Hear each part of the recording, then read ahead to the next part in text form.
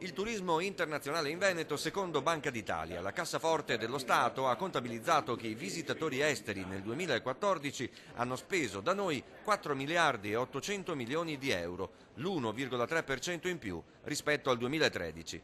Il turismo in Veneto vale da solo il 14% del totale italiano. La nostra regione l'anno scorso ha raccolto la pacifica invasione di un crescente numero di turisti cinesi, brasiliani, russi e indiani, i cosiddetti paesi dell'area BRIC, che hanno speso in Veneto 296 milioni di euro, ben il 40% in più rispetto al 2013, un dato superiore a tutte le altre regioni. Gli stranieri puntano dritti alle città d'arte, Venezia la meta di maggior peso. Il peso della provincia di Venezia è aumentato all'interno della regione.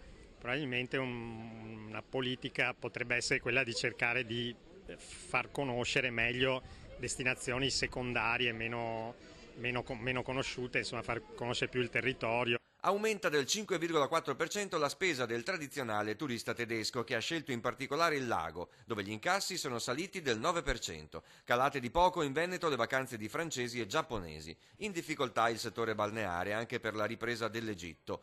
L'Università di Ca' Foscari, che ha integrato con i propri dati quelli della Banca d'Italia, ha evidenziato come con la legge regionale del 2013 si sia raggiunto un buon equilibrio tra intervento pubblico e privato nel settore turistico. Io mi sento di dire che anche rispetto ad altre situazioni regionali l'integrazione, l'interazione pubblico-privato in questo caso c'è stata e credo che porterà anche dei frutti nei prossimi anni. Infine, in tutta Italia nel 2014 il turismo internazionale è aumentato del 3,6%, molto di più dell'export, che si è fermato al 2%.